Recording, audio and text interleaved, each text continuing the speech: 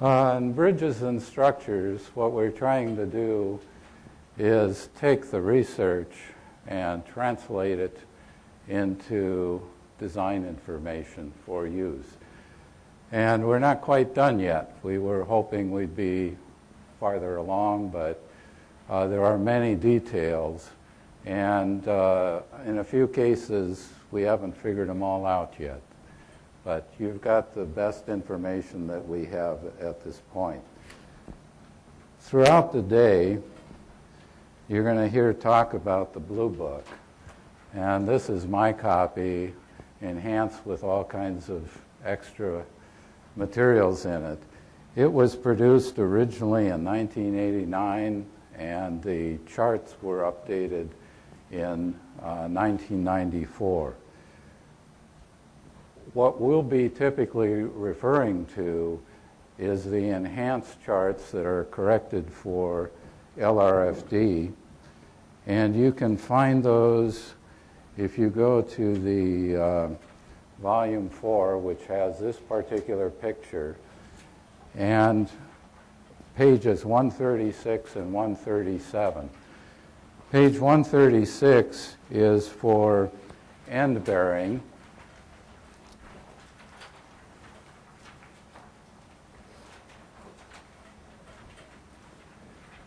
And just to point out something that came up yesterday, the way the units are given in the headings of the columns is a bit confusing.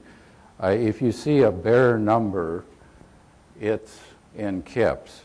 If you see a bracketed number, it's in kips per square inch. In the bridge design manual, we'll have those particular charts set up, and we've got the units corrected so that they will be easier to understand. Also on the CD, we've got the draft of the pile section for the bridge design manual. We've got the revised examples. One of the things that I wanted to do, since I'm structural, is make sure that the structural aspects of pile design are included in the examples. And so in one of the early steps in the examples, in the bridge, in those examples on your CD, you'll find that there are structural comments and computations and so forth with those. We don't have the abutments and pier sections there yet. Those are in the process of being revised, and we expect to get those out in January. Basically, pile design has three aspects to it: the structural, geotechnical, and the driving target. Most of what you will hear today will be from the second two, for geotechnical and driving target. And those are coming from the ISU research. Generally, the structural stuff, we've got written some simplifications in the design manual. The rest of it, you have to go to AASHTO for. The typical cases where we have the structural simplifications would be integral abutments. We've got lengths of bridges and so forth, and loads for piles. Pile bents. We also have some simplifications for lateral loads that are kind of grandfathered from experience, and also for scour below pier foundations. The ISU research focused on the pile tests, which were done by the DOT on a wide variety of projects all over the state, their own field testing on 10 sites, statistical calibration, and then the design guidelines, which are in the 4th volume that you have a copy of. What's going to be different with the design guidelines is now you've got to determine your construction control right up front. You have to decide, are you going to use the wave equation, a formula, or something else? Also, it's going to be related to soil classification, whether you have a sand site, mixed soil site, or a clay site. And there'll be definitions of those in the presentations. There's also, as far as what you want to know from the geotechnical analysis is the contract length of the pile. You also need to determine the driving target. In the past, we've used things like 37 tons for a 10 by 42 pile, but now you'll need to determine that. Looking at design, basically, you determine the number of piles from structural aspects, and then from the geotechnical analysis, determine the contract length of the pile. There are various things that are involved with that. Down drag, if you have an embankment typically that is not let settle for a while, the soil will add load to the pile. And you've got friction resistance and in some cases end resistance.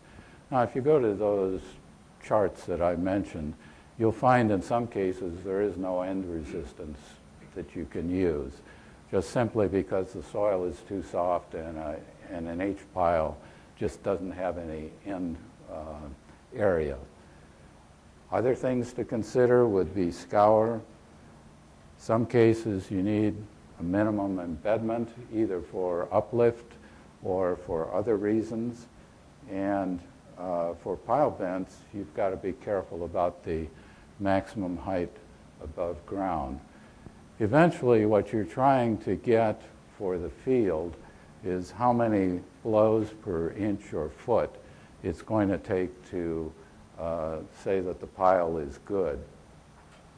But to get there, you need to find the driving target, which would be some value in tons.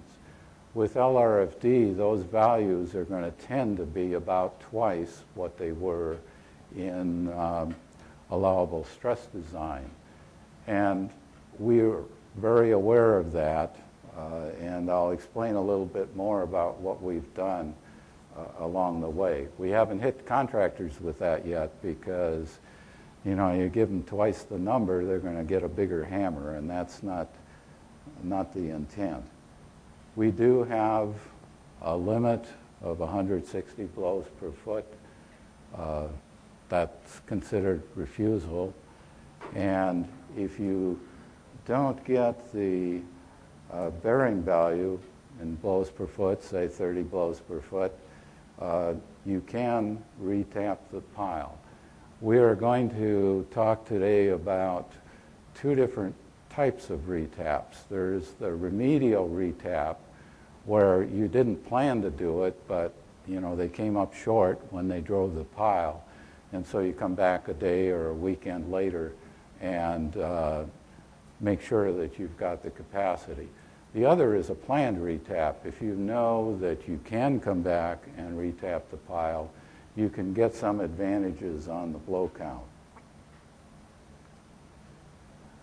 As I've mentioned already, we probably have some things in this yet that we need to work on, and we're working on them. Because of the larger driving targets for the two pilot projects that we have let already, we have a special provision to explain to the contractor what the higher driving targets mean. Our standards, H standards, J standards, RS standards, are going to be revised. Basically, what we're going to do is take out the like 37 tons and some of the other information and just give the factored load, the P sub U. If you are a consultant and you are working with our projects, basically the thing to do is check your contract and find out what it says as far as which standards you're using. If you've got any questions, check with Ron Meyer, who's the one that manages our contracts. So there may be some oddball situations, but clean those up with Ron Meyer if you need to. What we've done in the past, and that blue book was produced for, was allowable stress design.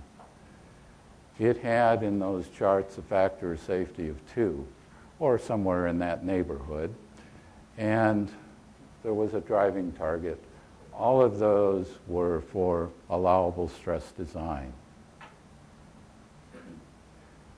The basic LRFD relationship moves the loads up to the factored level. They're not quite twice what they might be under allowable stress design. The basic relationship has in it a load factor, a fee factor, and a resistance. You can think of the resistance as being what was called the ultimate strength back in the 60s. That's where the beam broke, or in this case, when the pile would fail. Generally, today you'll find that if you see a Q, it's related to geotechnical or driving. If you see a P, it's a structural load. But that's not always the case, because the formulas that are in our standard specs for determining pile capacity in the field use a P also. What we did in 2007 to meet the FHWA requirement was to develop an interim LRFD method. Basically, we took all the load factors out of AASHTO except for down drag, used the AASHTO factors, designed the superstructure and everything accordingly. But when it came down to pile design, we back calculated what the fee or resistance factor would be. And that turned out to be 0.725. And that pretty much matched ASD. If you determine pile lengths under ASD as well as this interim method, you pretty much got the same answer. We didn't change the driving target, though. We backed that off down to allowable stress design just to avoid spooking the contractors. Now, the LRFD that we'll be talking about today go to the same factored load from AASHTO, so we're not changing that at all, but we've revised the tables or charts that you use for piles, taking the factor of safety out. And actually, if you look at the numbers between, if you've got an old blue book or something and look at the numbers, they're generally 4 different. And that's because under LRFD, we're using kips rather than tons. So there's a factor of 2 for kips versus tons, and a factor of 2 also for the factor of safety. The fee or resistance factors will be typically a little bit lower than the 0.725. Those were calibrated by the research. The driving target is going to be up at the LRFD factored level, so it's going to be quite a bit higher than it has been in the past. But when you work it all out, it should come out to blows per foot in the field pretty much the same.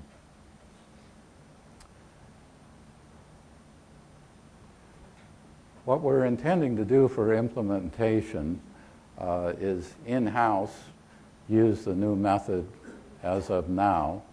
You see today's date up there for the training. We hope to put out the new bridge design manual, for which you've got a few pieces on the CD in draft form. Revise the HJ and RS standards for April, consultant design July 2013, and we've also after looking at the situation, decided that it would be nice to sunset the formulas that are in the standard specs at this point. And if you have specific concerns about that, let us know today, because we think there's some pretty good reasons to just not promote that formula anymore.